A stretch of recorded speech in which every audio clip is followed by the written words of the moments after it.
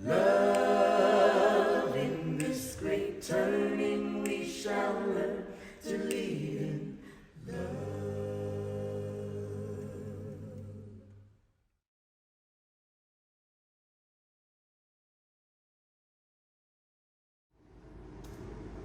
Good morning, All Souls. I hope this message finds you healthy and well. You've all been in my prayers this week. Our team has put together another intimate worship experience that we'd like to share with you this morning. We hope that it speaks to you during these difficult times. Before we begin worship, though, I want to once again assure you that Reverend Tony Coleman, Reverend Rob Keithan, Chaplain Kristen Green, and myself are all available to you during these difficult times. Please don't hesitate to reach out if you'd like to speak with one of us. We've also created opportunities for congregants to connect with one another and with a minister via Zoom, to simply check in with each other about how we're feeling right now. I'm hosting the next Zoom check-in tomorrow, Monday, March 23rd, from 4 to 5 p.m. You'll find access information for this and other check-ins in the email I sent to you this morning. We're thinking about our families with children too, and I hope you're all hanging in there.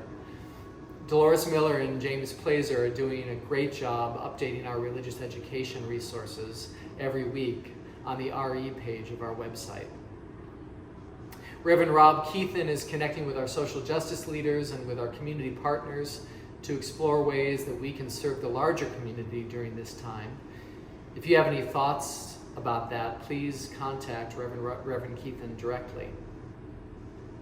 Finally, many of you have asked how you can support All Souls during this pandemic.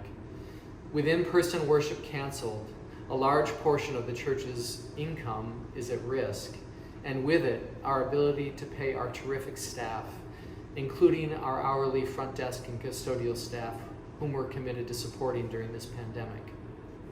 I invite you to please consider making a one-time or recurring gift online today. Simply click the donate button on our homepage and follow the simple instructions for online giving.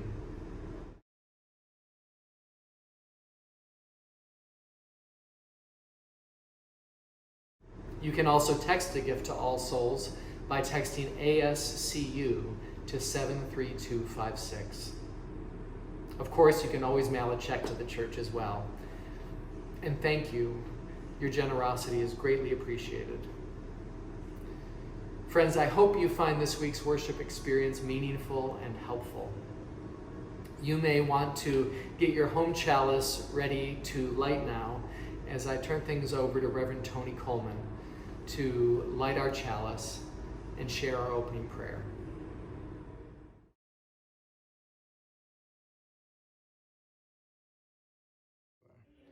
In this unique time, a moment in which social distancing has become a recommended norm, our rituals, those practices of body and spirit that connect us, are more important than ever. For these reasons, I invite you to pause this video now, and if you haven't already, grab a candle or a chalice of your own and light it with me.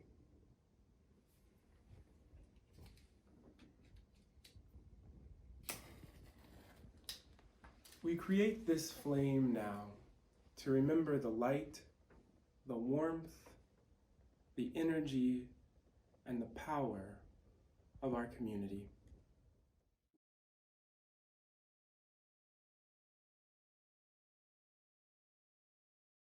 We create this flame to remember the light that shines in each and every one of us. We create this flame to remember the light of the sun, a light that shines even when we cannot see it. Even though we cannot gather in person, this flame lives and dances still, just like the spirit of life that connects us across all manner of distances. As we prepare ourselves for this unique time of worship, I invite you to join me in a moment of prayer and breathe. Feel the rhythm of your breath. Don't try to control it or change it. Just feel it. Just follow it, in and out. Feel the air enter your body and let it go. If you detect a scent, breathe it in and let it go. If you feel the urge to cough or clear your throat, don't fight it. Just breathe and let it go.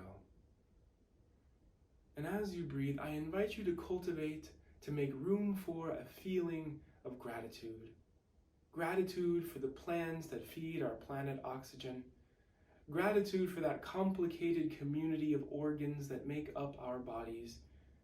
Gratitude for this moment to breathe. And as you breathe, I also invite you to bring to your awareness everyone who is right now struggling to breathe. All those who are afraid to breathe. Let us bring to our attention all those who are anxious right now, all those who are isolated right now, all those who are sick right now. And let us send out into this world with our breath, love. Let us send out compassion. Let us send out a spirit of solidarity and care for Maia Herman, for everyone right now who is grappling with this quarantine. So in this moment of social distancing, where so many of us may be feeling alone and anxious, let us be sure to leave room to breathe, to connect with the spirit within us. And just as we nurture gratitude for all that we have, let us also make room for compassion, not only for others, but for ourselves. Great and gracious Spirit of life, blow in the wind, rise in the sea, and hold us all. Amen.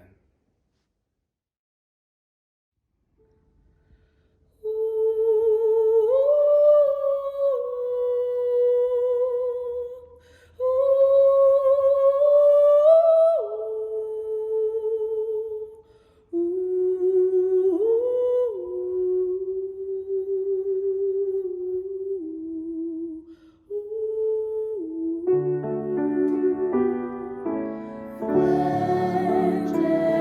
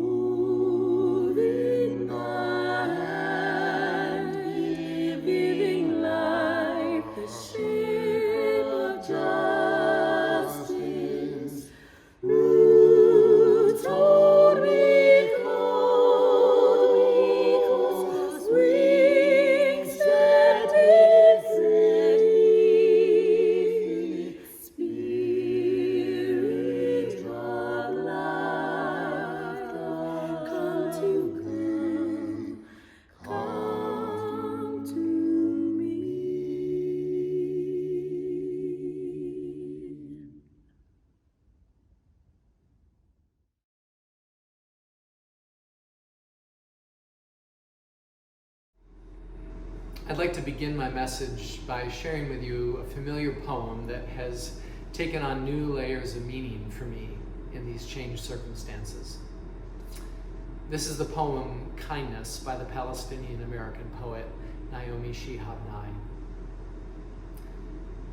Listen, before you know what kindness really is, you must lose things. Feel the future dissolve in a moment like salt in a weakened broth. What you held in your hand, what you counted and carefully saved, all this must go now so you know how desolate the landscape can be between the regions of kindness. How you ride and ride thinking the bus will never stop. The passengers eating maize and chicken will stare out the window forever. Before you learn the tender gravity of kindness, you must travel where the Indian in a white poncho lies dead by the side of the road. You must see how this could be you, how he too was someone who journeyed through the night with plans and the simple breath that kept him alive. Before you know kindness as the deepest thing inside, you must know sorrow as the other deepest thing. You must wake up with sorrow. You must speak to it till your voice catches the thread of all sorrows and you see the size of the cloth. Then it is only kindness that makes sense anymore. Only kindness that ties your shoes and sends you out into the day to mail letters and purchase bread. Only kindness that raises its head from the crowd of the world to say, "It is you I have been looking for," and then goes with you everywhere, like a stranger or a friend.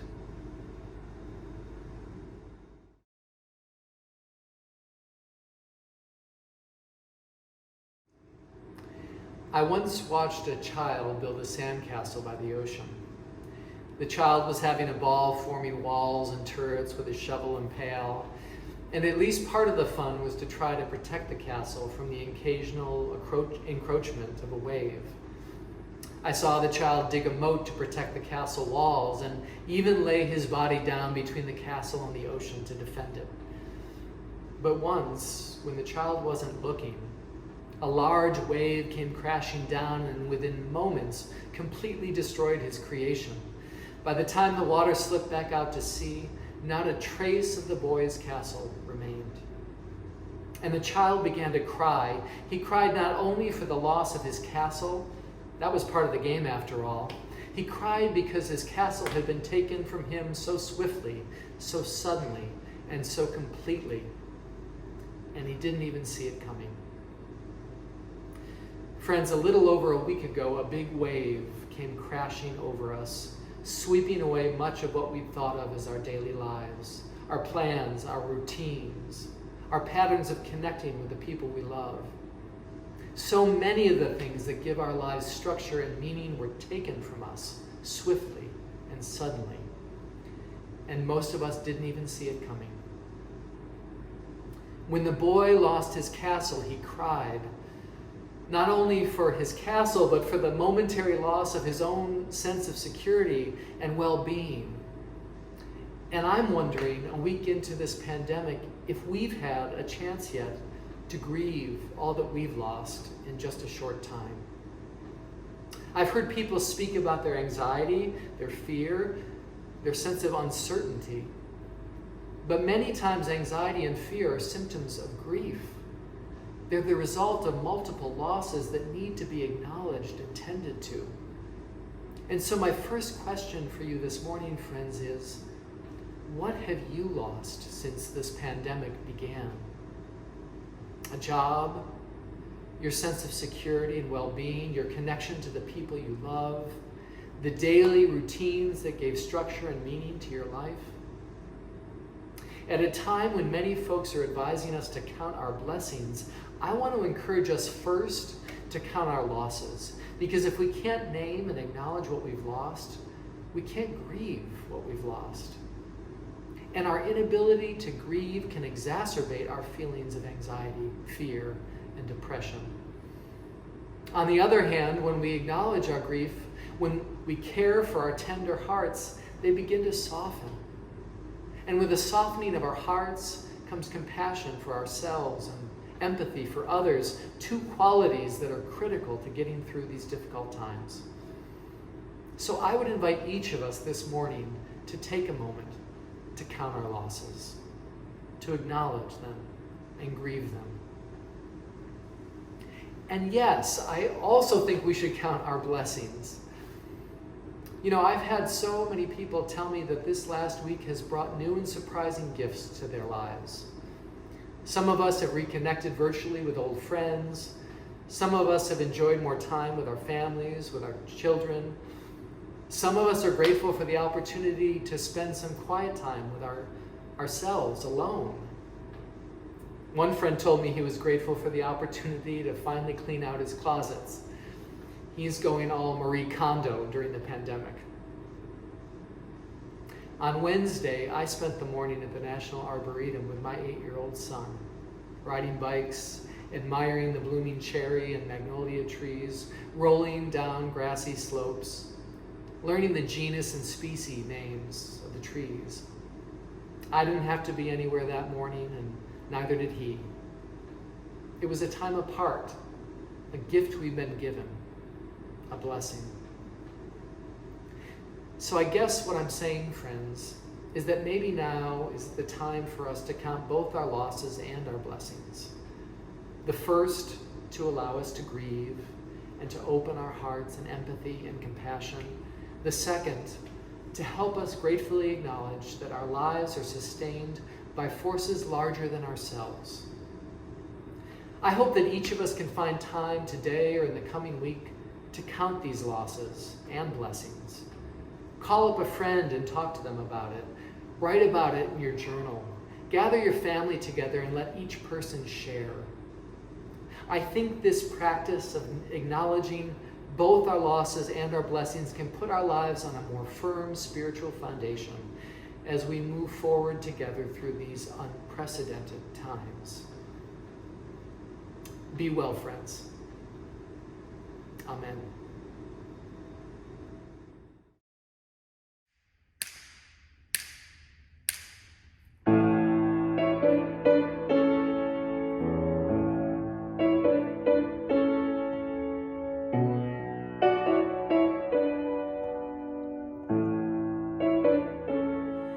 Stranger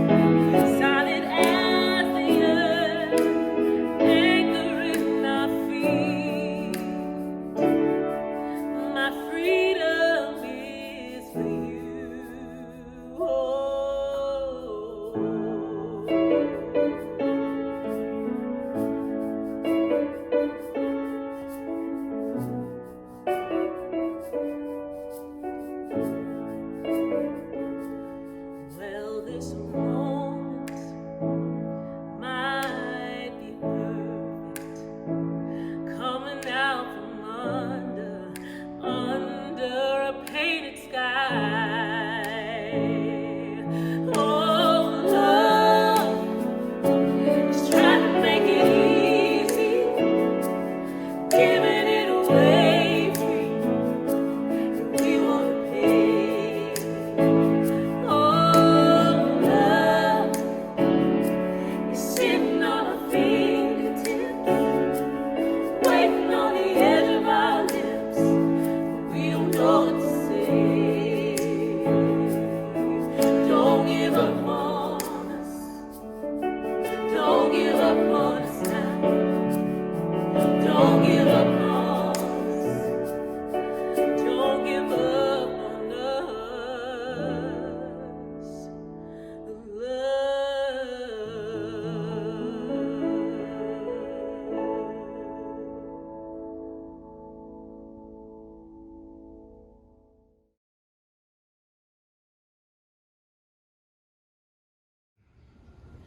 Friends, though we cannot gather together in the warmth and beauty of our sanctuary, we hope that this worship experience has felt meaningful.